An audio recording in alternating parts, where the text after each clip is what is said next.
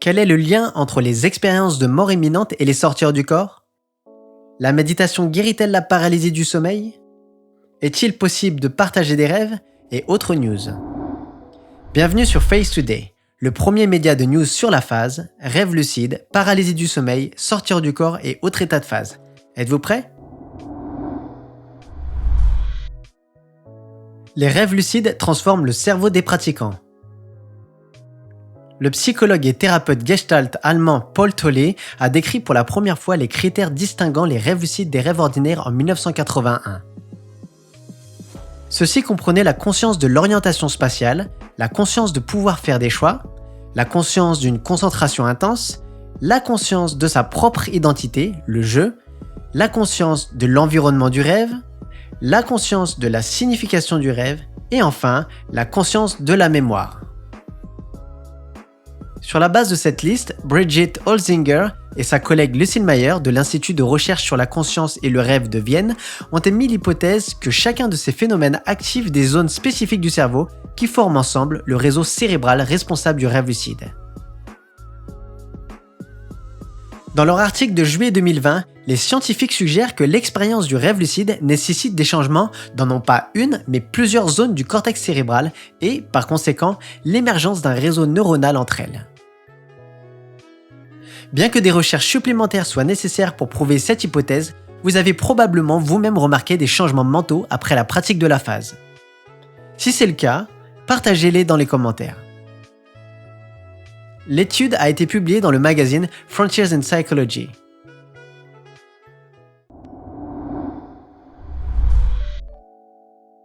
Quel est le lien entre les expériences de mort imminente et les sorties hors du corps? En 1975, le Dr Raymond Moody a mentionné pour la première fois le terme « expérience de mort imminente » dans la publication des rapports de 150 patients sortant du coma. Dans un article publié en mars 2020 dans la revue Trends in Cognitive Sciences, une équipe de scientifiques belges dirigée par Charlotte Martial a examiné les différents états de conscience pouvant survenir lors d'une expérience de mort imminente. Il est généralement admis que lorsque nous sommes dans le coma, nous perdons conscience lorsque le cerveau s'arrête. Cependant, c'est une manière très simpliste d'aborder le sujet selon les scientifiques. Comprendre les expériences de mort imminente nécessite une nouvelle approche qui sépare la conscience, l'éveil et la connectivité. Martial et ses collègues divisent la conscience en deux types, interne et externe. Dans le cas d'expériences de mort imminente, les gens ont une conscience interne lorsqu'ils voient une lumière vive au bout du tunnel, leur vie qui défile devant leurs yeux ainsi que d'autres images. Pendant ce temps, leur lien avec le monde extérieur est rompu. Les expériences de sortie hors du corps, par contre, se produisent pendant l'éveil, lorsque notre conscience peut réagir à l'environnement, par exemple pendant la méditation profonde. Ces deux phénomènes sont donc associés à la conscience. Selon les scientifiques du Phase Research Center, les expériences de mort imminente peuvent être reproduites artificiellement en utilisant les techniques de voyage hors du corps pendant un rêve lucide. Pensez-vous que nous entrons dans un état de phase ou dans l'au-delà lors des expériences de mort imminente? L'étude a été publiée dans la revue Trends in Cognitive Sciences. La méditation guérit-elle la paralysie du sommeil? La durée d'une paralysie du sommeil, atrophie musculaire au réveil ou à l'endormissement, peut aller de quelques secondes à 20 minutes. Souvent, cet état s'accompagne également d'hallucinations. Bien qu'il n'y ait pas d'essais cliniques publiés pour le traitement de la paralysie du sommeil à ce jour, les scientifiques ont proposé une variété de solutions non médicamenteuses au problème. Ainsi, en août 2020, une étude pilote menée par Balan Jalal de l'université de Cambridge en Angleterre a été publiée dans la revue Frontiers in Neurology. Elle y décrit les résultats du traitement de la paralysie du sommeil à l'aide de la thérapie méditation-relaxation MR.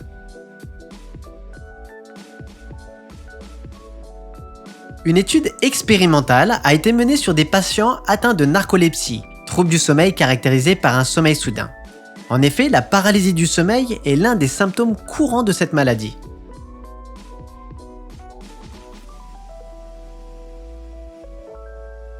Néanmoins, les scientifiques suggèrent que les résultats de l'étude intéresseront le grand public et en particulier les praticiens de la phase. La thérapie MR, appliquée à 10 narcoleptiques pendant 8 semaines, a conduit à une diminution de 50% de l'incidence des crises de paralysie du sommeil, tout en réduisant les symptômes d'anxiété. Bien que le groupe témoin soit restreint, la découverte des effets positifs de la méditation et des techniques de respiration relaxantes pourrait conduire au développement de nouvelles thérapies. À votre avis, si les narcoleptiques savaient qu'ils pouvaient utiliser la paralysie du sommeil pour entrer dans l'état de phase, seraient-ils traités pour cela? Partagez vos opinions en commentaire. Un haut niveau de contrôle pendant le rêve lucide attire l'attention des scientifiques. En mars 2020, la revue Imagination, Cognition and Personality a publié une étude d'Alexandre Lemire de l'Université de Laval au Canada, décrivant 5 stratégies principales pour contrôler le rêve lucide. L'étude s'est basée sur une enquête en ligne auprès de 107 sondés ayant eu au moins un rêve lucide au cours de l'année écoulée. Sur la base des réponses des participants, leurs stratégies ont été regroupées en 5 catégories.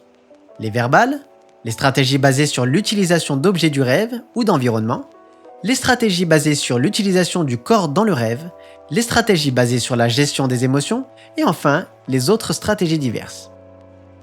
Grâce à des stratégies verbales, les rêveurs ont pu parler aux personnages du rêve ou dicter leurs commandes. À l'aide d'objets du rêve, les participants ont changé le paysage du rêve, ouvert des portes ou traversé les murs. Les stratégies corporelles comprennent le saut, la rotation, le vol et le déplacement d'objets avec les mains. La gestion des émotions implique des rêveurs contrôlant les cauchemars et les émotions négatives dans leurs rêves. Les participants ont également fréquemment utilisé des techniques de concentration, l'usage d'une intention et la visualisation avant de s'endormir pour contrôler les rêves. Comme vous pouvez le voir, les scientifiques prêtent enfin attention aux concepts qui sont très basiques pour les praticiens expérimentés de la phase. Cependant, leurs découvertes futures pourraient révéler des moyens plus innovants de contrôler l'espace du rêve. Quelle technique utilisez-vous pour naviguer dans vos rêves lucides? Partagez vos expériences avec nous. Est-il possible de partager des rêves? En novembre 2020, le blog australien Gizmodo a publié un article de l'auteur Daniel Collitz dans lequel des scientifiques ont répondu à une question envoyée par des lecteurs sur la possibilité ou non de partager des rêves. Les films et les romans de science-fiction ont certainement fantasmé sur cette capacité depuis longtemps, mais pourrions-nous vraiment le faire dans la vraie vie? Et si vous pouviez transmettre votre propre rêve via un ordinateur ou une interface spéciale et qu'une autre personne pouvait le voir à travers vos yeux? Selon le professeur de neurologie et de neurobiologie, Susana Martinez-Condé, l'absence d'une telle possibilité jusqu'à présent ne réside pas dans des limitations technologiques, mais dans l'absence d'un moyen pour nous de déchiffrer le code neuronal du cerveau. C'est pourquoi nous ne pouvons pas encore télécharger notre conscience sur un ordinateur et ça questionne pour les décennies à venir. Adam H. Horowitz, chercheur au Massachusetts Institute of Technology, MIT, et inventeur du dispositif de contrôle des rêves Dormio, suggère que nous sommes plus près que jamais de rendre possible le partage de rêves. Comme le commente le chercheur, il y a déjà eu des progrès dans le décodage des images d'un rêve en utilisant l'imagerie cérébrale. Cependant, comme le scientifique le soutient, puisque les rêves sont toujours intégrés dans un contexte et une expérience personnelle, cela signifie que nous ne pouvons jamais réellement voir le même rêve. Davis, associé de recherche en philosophie à l'Université de York au Canada, divise cette question en 2 composantes. La capacité d'avoir le même rêve, rêver ensemble, et la possibilité de voir le rêve de quelqu'un d'autre en utilisant une technologie de pointe, balayage des rêves. Selon le philosophe, s'il est fait mention de l'expérience de rêve partagée dans les sources des civilisations anciennes, du point de vue de la culture occidentale moderne, cela semble impossible à réaliser. Souhaitez-vous partager vos rêves, par exemple sur les réseaux sociaux ou avec des amis? Les rêves lucides peuvent-ils guérir les plus gros cauchemars? Le rêve lucide s'est déjà révélé efficace pour traiter les cauchemars ordinaires. Une nouvelle étude publiée en août 2020 dans la revue Frontiers in Psychology a cependant tenté d'évaluer ce traitement chez des patients atteints de syndrome de stress post-traumatique, SSPT. Selon des études existantes, pas moins de 80% des patients souffrant de SSPT souffrent de cauchemars chroniques qui ajoutent un stress sérieux à leur vie. Le SSPT est une réponse retardée et répétitive à un événement traumatique. Alors que les patients peuvent essayer d'éviter les personnes et les lieux qui font remonter des souvenirs désagréables du traumatisme à la surface, ils peuvent toujours les voir dans les rêves et se trouver impuissants face à eux.